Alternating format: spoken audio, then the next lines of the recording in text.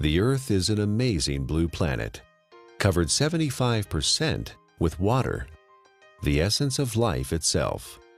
Without water, life would not exist.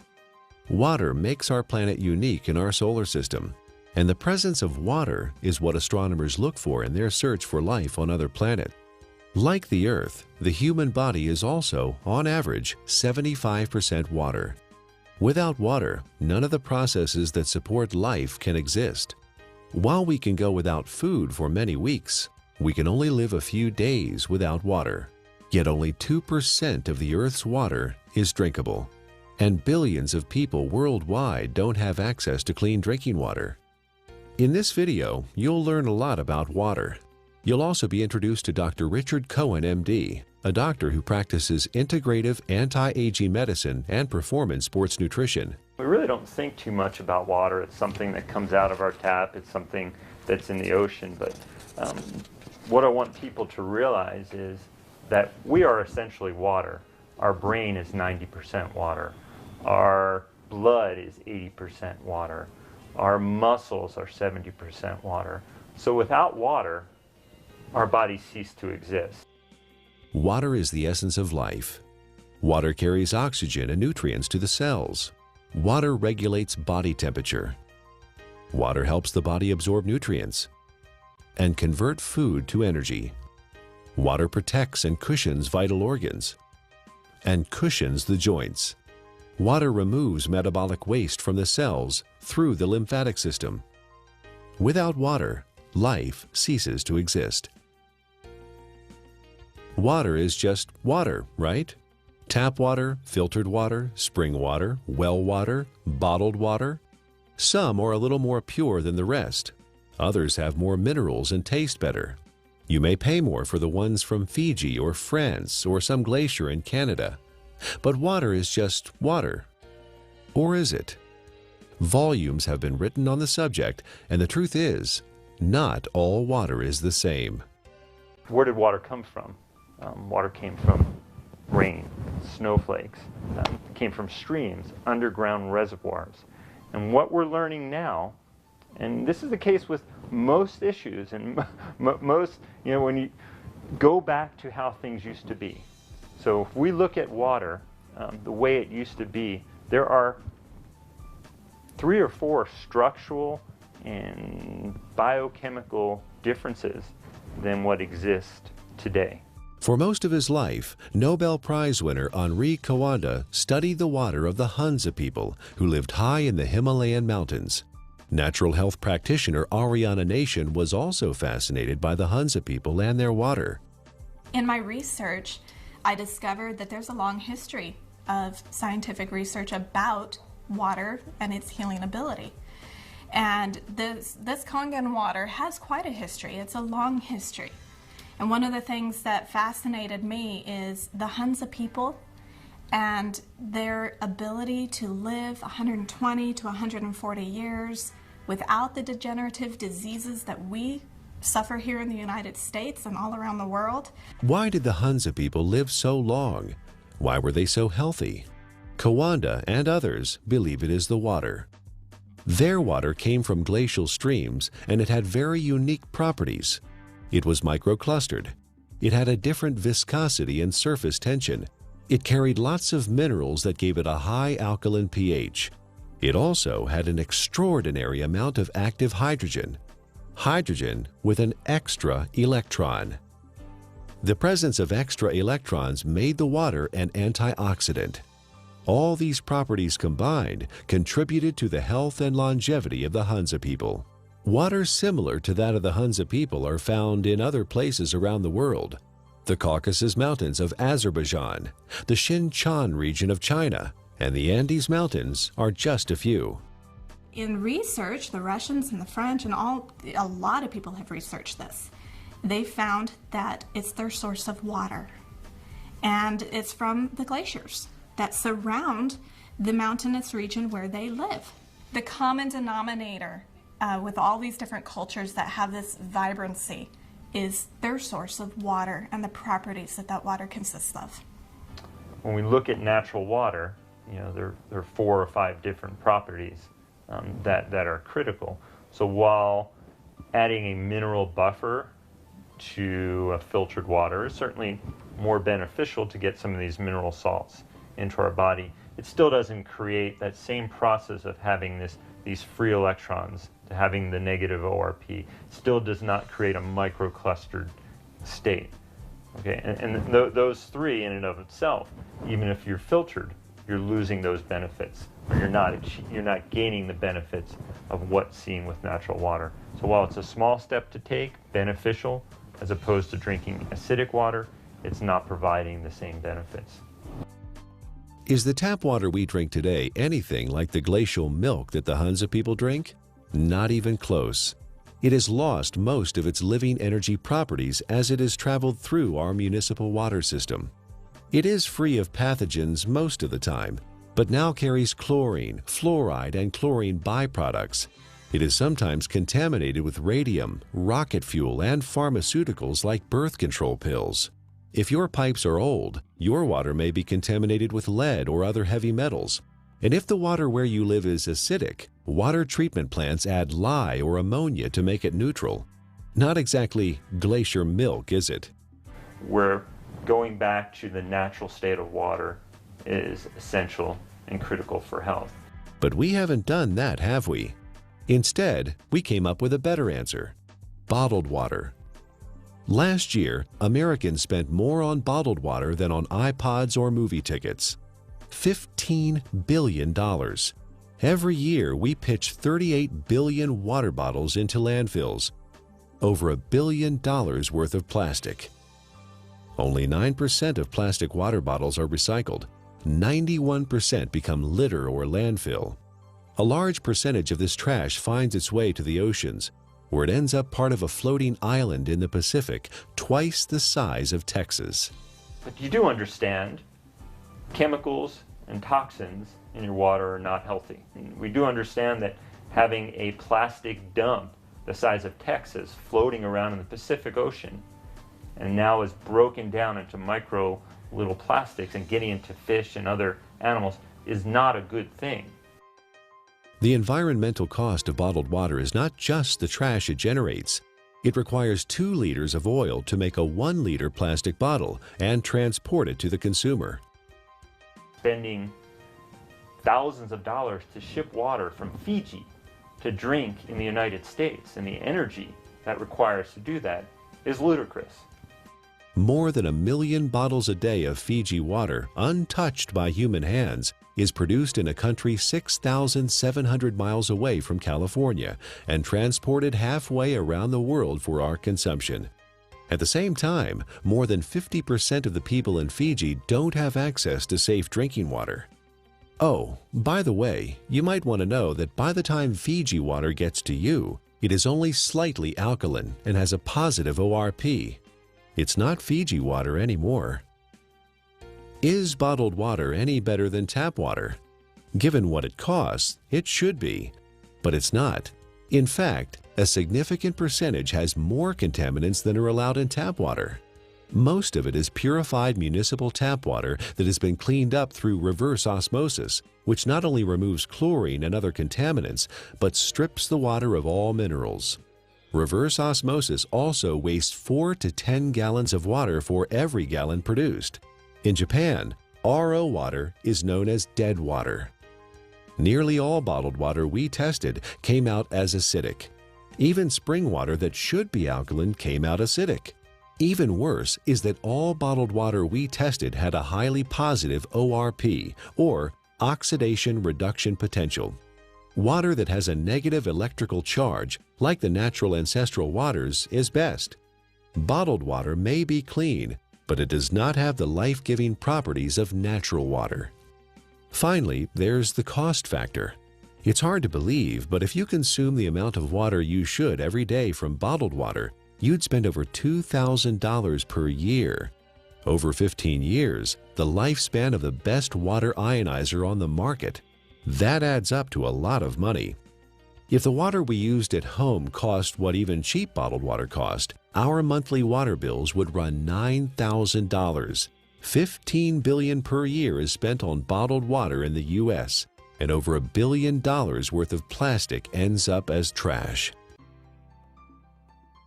Is there a way to save the earth and save money at the same time? You know, spending $2 for a small 12-ounce bottle of water is, what is it, 5, 6, 7 times more expensive than fueling your car. Doesn't make sense, does it? Especially when you're buying water that is acidic. You're buying water that may be devoid of minerals. You're buying water that has a positive ORP that is damaging. Doesn't make sense, does it? Maybe there's a way to produce your own clean water. Well, it would be nice to have a glacier in our backyard, or it would be nice to have a fresh mountain spring that's just percolating out of an aquifer in the earth. Most people don't have that. But what we do know, interestingly enough, is in places where that does exist, one of the key components is this clean, natural-based water.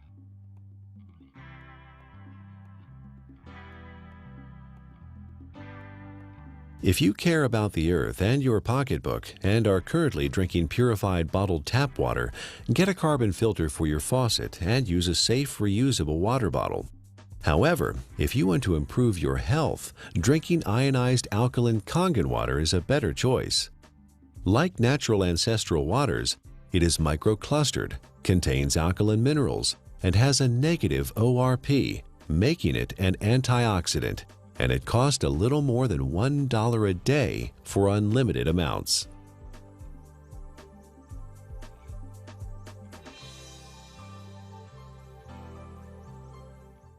There's no doubt that the U.S. is experiencing a crisis in healthcare.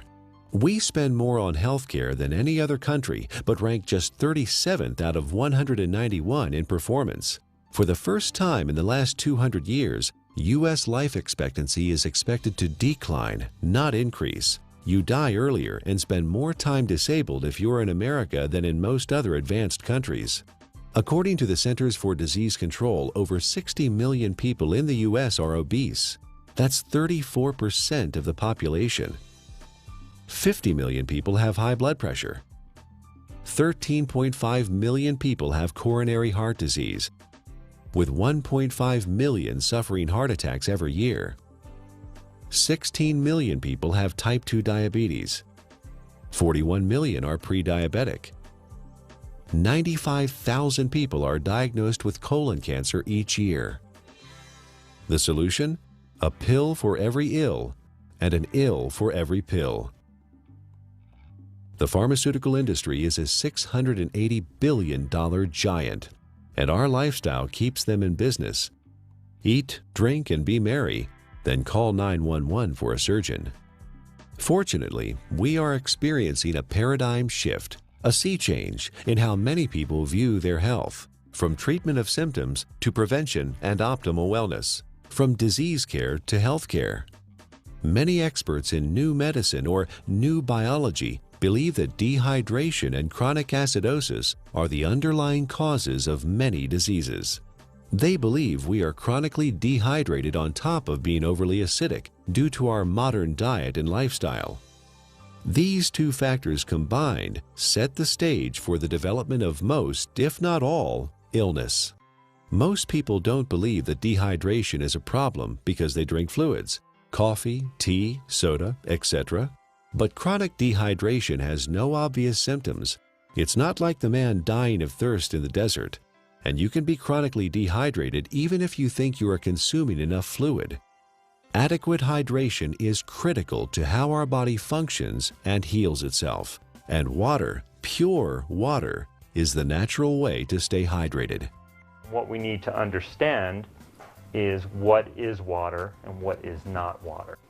We as a civilization, or as a modern civilization or modern culture, have begun to think of water as tea, as soda, as milk, as energy drinks, as coffee. It has water or liquid substance to it, but it is not water. Okay? Even what comes out of our tap and what is in the bottled water. While structurally may be the water molecule, once we understand how water exists in its natural state before modern times, we'll realize that even that is not necessarily the water that our body evolved to exist on. How can one determine if they're drinking enough water is the question. First thing is, if you're thirsty, you're way behind. Okay, that's a clear point. Our thirst mechanism doesn't kick in until we're already slightly dehydrated. So if we wait till we get thirsty, then we are already beginning to become dehydrated and might experience symptoms like not thinking quite as clearly, or beginning to feel fatigued, or muscles may cramp up, may even start to feel hungry. And a lot of times hunger is really a sign of thirst. We are born 95% hydrated. As we grow up, we lose a little more water every year. When we reach middle age, we're about 70% water. In our 60s, maybe 60 to 65%. A steady decline until death when we are just 50% water. There are several signs of chronic dehydration that arise when the body enters survival mode and begins to preserve water for the most vital functions. There are 5 distinct conditions related to chronic dehydration where the body begins to ration water: asthma, allergies, hypertension, constipation, and type 2 diabetes. Symptoms include exhaustion, lack of energy, headaches, skin problems, obesity, and joint pain. Finally, and perhaps most importantly, the acid-alkaline balance of the body is disrupted, leading to chronic low-grade acidosis and a host of modern diseases related to that condition. Don't wait until you're thirsty. Have a glass of ionized water. It's microclustered, alkaline, and contains active hydrogen and bicarbonate buffers. Critical is first thing in the morning, wake up and have a big glass of water. Make sure you drink a big glass of water through the day and see how you feel. It's sometimes incredible, and the effects can be very dramatic because people have never really had clean, natural water.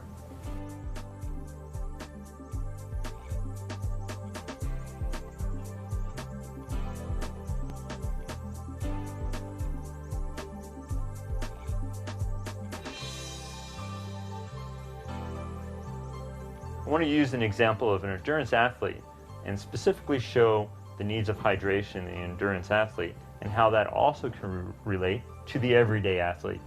The person who's mowing their lawn and taking care of their kids, who is working, going to the gym, the weekend warrior, and how critical hydration is.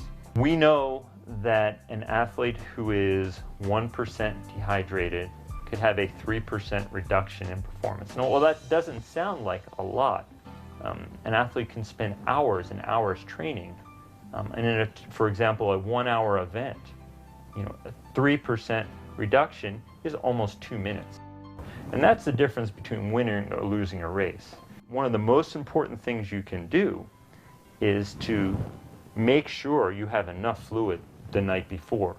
You cannot catch up the same day. When you're dehydrated, you build up lactic acid and you don't clear it. When you're dehydrated, the muscles don't receive the nutrients as effectively. When you're dehydrated, the cells, as we've talked about, don't communicate well with one another. When you're dehydrated, the oxygen carrying capacity of the blood diminishes. So you can see oxygen, energy production, neurological connections between cells are all critical to that endurance as well as the power athlete. Taking that example of the endurance athlete to the everyday person, you can see how you can become fatigued. You can see how your thinking may not be quite as sharp as it needs to be. You can see how hunger could play a role, or you begin to yawn, or your muscles are a little bit tight from sitting in the same place throughout the day. Hydration is critical. It's critical to the athletic endurance performer. It's critical to the everyday endurance athlete who wants to make it from the morning to the night as effectively and efficiently as they possibly can.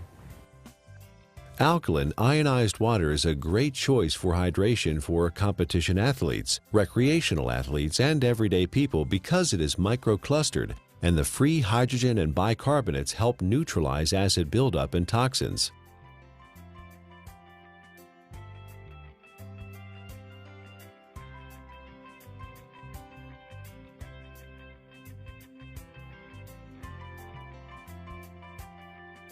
Chronic low-grade acidosis is a condition that develops over time and affects the quality of life and our ability to enjoy optimal health. It starts with our diet, acid-forming foods and drinks. Our sedentary lifestyle, poor digestion, and poor elimination add to the problem. The fluids between and within our cells become more acidic.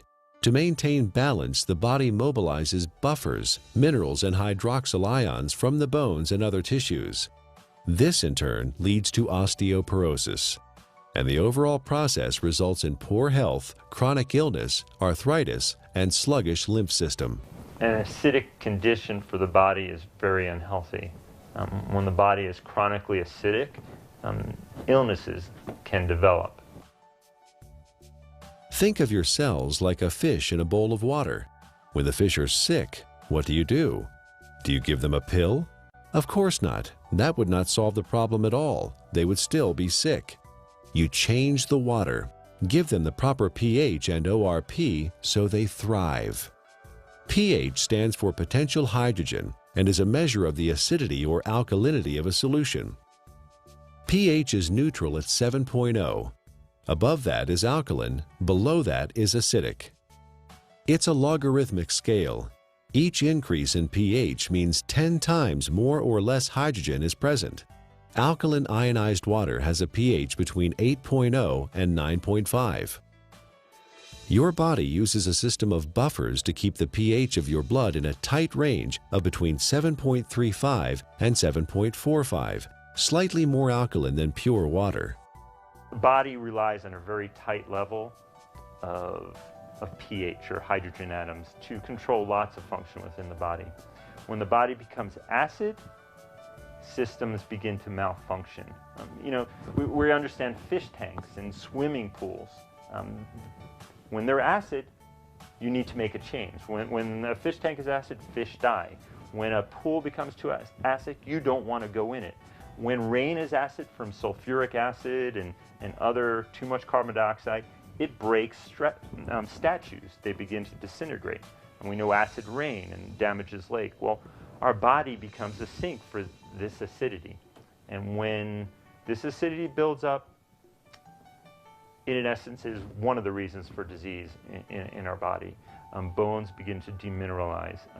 Our ability to create energy decreases. Our immune system becomes depressed. The inflammation for aches and pains increases.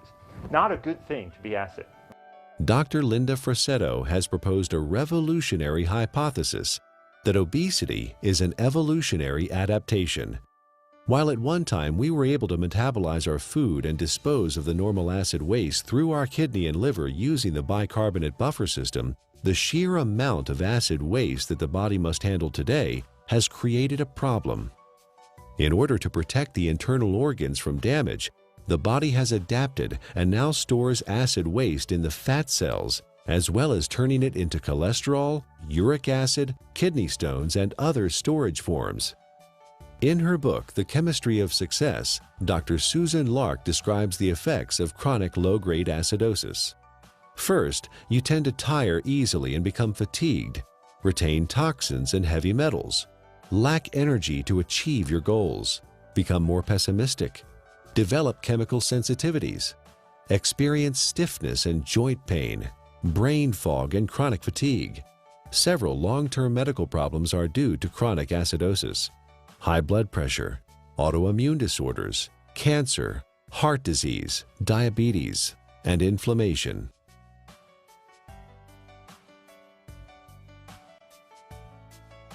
%80 of the foods we consume leave behind acid waste that the body has to deal with.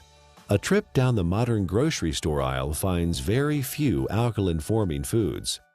Even the foods we think of as wholesome and nutritious leave behind metabolic waste products that are acid. And of course, junk food falls into the acid-forming category. Most of the fluids that people consume today are acid. Sodas contain citric acid, energy drinks, phosphoric acid, and caffeinated beverages, and coffee, and many different commercial teas. Sugar, acid. Tap water, acid. Not a good thing for our system. Natural water is alkaline. Fruits, vegetables are alkaline. Stress-reducing activities are alkaline. So you see the link here. Things that are beneficial to our body tend to be alkaline creating. It allows the body to buffer damage of its processes of energy production. In addition to our diet, there are several ways our modern lifestyle increases the acid load on the body. Physical and mental stress reduce oxygenation and blood flow and increase muscle tension. Strong emotions like anger, fear, hostility, anxiety, or excitement. Vigorous exercise, which produces lactic acid, pyruvic acid, and CO2, decreasing muscle pH. Frequent airplane travel with cabin air lower in oxygen and higher in CO2. Over-the-counter and prescription medicines and vitamins. All these things produce more acid for the body to deal with. Consuming more acid is like consuming and sucking life out of your system. You have a certain ability to buffer that, and you will break down. So water in its more alkaline state, it provides it more of a capacity, to handle some of the stressors of life that we face, or the choices that we face. Drinking ionized alkaline water, the equivalent of ancestral or glacial water, is an affordable, practical, and accessible solution to provide the body with a constant stream of alkaline bicarbonate buffers to neutralize acidity with no side effects. The cycle of wellness begins with a diet that contains more alkalizing foods and ionized alkaline water. Moderate exercise, good digestion, and complete daily elimination are also important. This leads to more alkaline fluids within and outside of the cells. Calcium and other minerals support bone density instead of being used as buffers. An alkaline body leads to better digestion, less illness, fewer colds or flu, a feeling of well-being, better lymphatic flow, more energy and stamina. Alkaline ionized Kangen water provides hydration, alkaline buffers, and antioxidant activity, which keeps the body in homeostasis, allowing it to heal itself.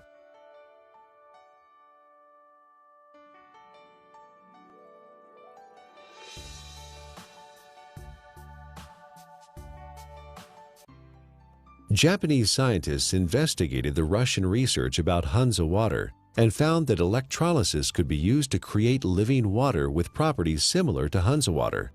This is now known as functional water, microwater, ionized water, or Kangen water.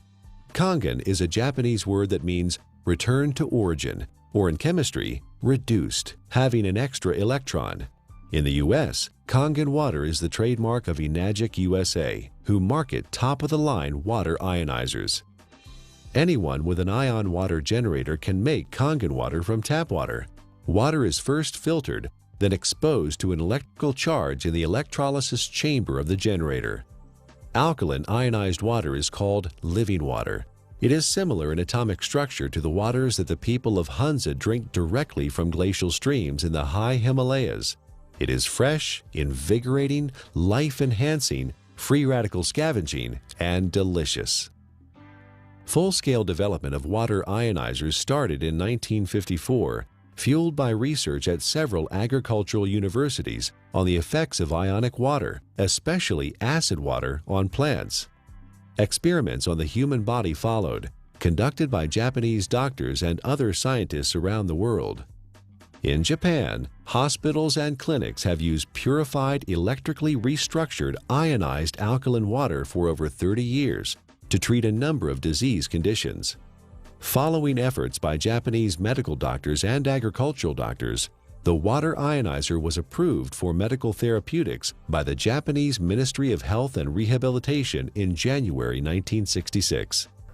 Well, we don't have a glacier. We don't typically have, fresh streaming water. One way to do it, and this has been studied by the Japanese, is a process called ionization. It's actually running some electricity through the water, and it breaks the filtered water into some of the natural properties. It provides the microclustering. It increases the alkalinity. It provides a high ORP, or these free electron states, to the water. So in a lot of ways, we're getting some of the similar properties to natural base water. It even changes the molecular structure. We can see a more health-giving pattern when looked under an electron microscope. So ionization is an option and a choice for many people if you don't have a glacier. So the Russians discovered the property of the water, all these properties, and they developed an electrolysis system. They found a way to actually separate the water and get these properties. And the Japanese improved upon this process and improved upon it, and have come up with the best ionizer available now. And I really do appreciate the work that the Japanese have put into it because of the diligence and the care that these ionizers are made with. Numerous peer-reviewed scientific studies have been performed in well-respected universities and hospitals around the world, which show the benefit of alkaline ionized water. Some of those benefits are weight loss, releasing toxins and stored body fat, normalize blood sugar, support healthy colon function, resolve urinary tract infections, relieve asthma and chronic respiratory conditions, stop abnormal gut fermentation, reduce proliferation of candida, fungus, and undesirable microforms, reduce chronic pain, improve wound healing with oxidizing acidic ion water. The most important thing, we don't want to drink water that has pollutants, and that can be harmful to our system. So when we're drinking water, it would be nice to know that what you're drinking is clean. The first step to creating alkaline ionized water is to have clean source water. Enagic's Kangen water generators use an activated carbon filter that removes chlorine, volatile organic chemicals, pesticides, herbicides, benzene, trihalomethane compounds, radon, solvents, and many other man-made chemicals found in tap water. Ionized water is pure or virgin water. Everything water has been exposed to leaves an electromagnetic frequency signature or imprint. Ionized water is virgin water because the EMF have been reset. There are 4 very specific properties to these healing waters that are found in these mountainous regions that are flowing from the glaciers. And there's been a lot of research on this. The Russians discovered it, and they discovered a way to make it. And those 4 properties are, it's hexagonal, and what that basically means is it's shaped like a snowflake. You look at it under a microscope. It's beautiful, it's crystal structured. Ionized water has been restructured. The water molecules cluster in groups of 4 to 6 instead of the normal 10 to 15. Nuclear magnetic resonance has documented this difference. The reduction in cluster size helps the body absorb ionized water more quickly and efficiently. Also microclustered, micro meaning small clusters. It's broken down very small so the body can easily absorb it. It's very bioavailable. It was very alkaline. pHs around 9.5. Some were found at 9.0. So it really helped the body as far as not adding acid waste to the body and helping to keep the body very alkaline. You may hear a term, it's called clustering. The water molecules naturally exist in a cluster, and some people call it hexagonal, which would be 6. So they naturally exist in a cluster of 6 water molecules. The water as found through taps and commercial water sources is a much larger cluster of water molecules. There are many beneficial properties to that, and it enhances the body's ability to hydrate. I was really excited when I started actually to quote-unquote play with the water in my own kitchen with different supplements, with powders and tea and oil and all the different things that I worked with. And you could really see the life to the water. I could put, for example, my green vegetable powder drink in Kangen water versus a bottled water and a tap water, and actually see that this water has an energy to it. In fact, it will stir itself and become very, very absorbable, and you can watch that happen within the water. You can watch it make tea instantly, whereas other waters cannot do that. It cannot get in and penetrate those nutrients and pull those nutrients out and put it right in the water where you're drinking it, where it can then go in and penetrate your cell walls at that same level. Many people complain that they find it difficult to drink large amounts of water because it makes them feel bloated and heavy. Regular water, tap or bottled, is composed of large clusters of water molecules and has no life energy or electrical charge. It sits in your stomach like a stagnant pond.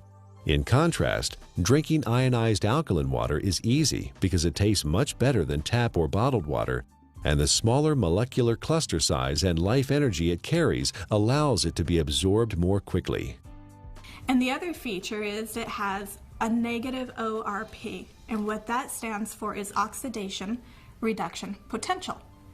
Not to get real big and fancy, a lot of people are like, oh, what is that? It is the ability of that water to reduce the oxygenation of the body.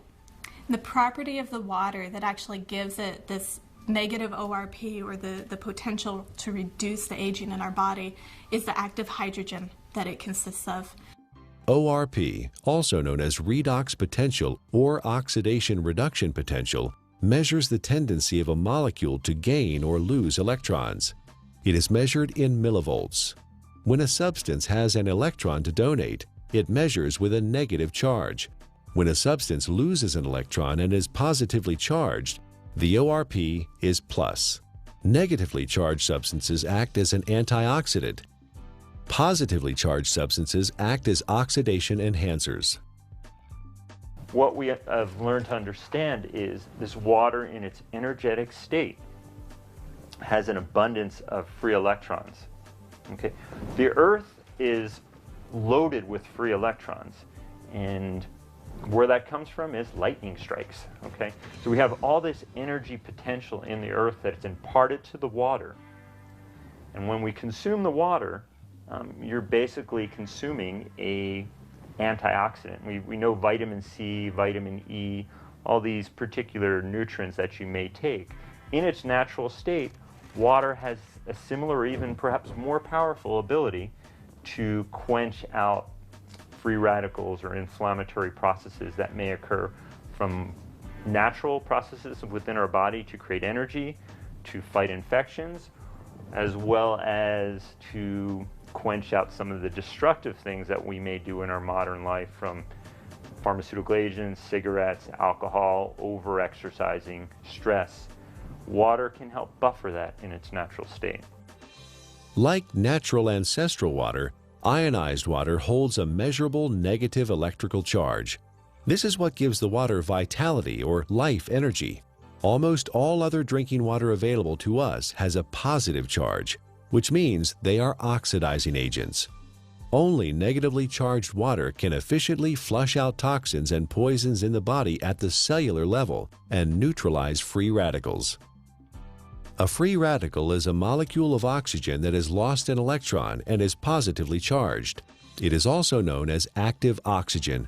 This active oxygen is hunting for a replacement electron from somewhere else in the body. Active oxygen damages the cell membrane and even DNA. Antioxidants produced by the body and from our food provide free electrons to stabilize active oxygen-free radicals. Ionized water is one of the most powerful antioxidants known. Ionized water has millions of hydroxyl ions per glass. No other water has this incredible benefit. Acid alkaline is the amount of hydrogen that's present. When there is tremendous amounts or a large amount of hydrogen, a system is termed acid. The pH is considered low. When there is lesser amounts of hydrogen, it's alkaline. The second component of water in its natural state, as we just spoke about, was having natural minerals. Okay? Right. Being able to get these nutrients which are critical to our health, and those don't exist for the most part in commercially bought or tap waters. Water in an alkaline state provides the body with a greater capacity to buffer some of the natural processes that stress the body, as well as the lifestyle processes that also stress the system. And drinking water in a natural alkaline state provides you with a substance that is not acid, that is not damaging to your system. So you can look at it from two different ways, eliminating all the unhealthful things that we don't even think about and consuming clean, natural base water. Is ionized alkaline water safe for anyone to consume? Certain medical conditions require fluid restriction, so you should follow your doctor's advice. For these people, because of the unique imbalances that are created, extra fluid is not processed well. So the standard conventional mechanism, don't take fluid because you can't process it. Let's minimize it. While the cells intracellularly are starving. See, the problem is that the fluids can no longer get into the cells effectively. Is it because people are not drinking or haven't drinking natural water? Certainly one component of it. It has to do with the health of the actual cellular membrane.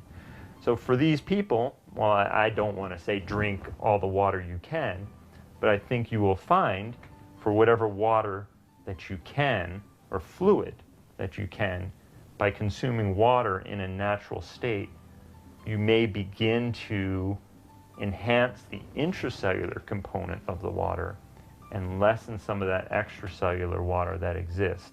And in doing so, you may find that your fluid intake may gradually increase, and that would be beneficial. How that helps your ultimate condition, obviously it is an unknown since there's many factors involved. But water in its natural state, microclustered, alkalinized, is going to give you, in essence, the most bang for your buck. Don't waste your fluid on coffee. Don't waste your fluid on energy drinks or sodas. Absolutely not. That's just going to make your condition worse.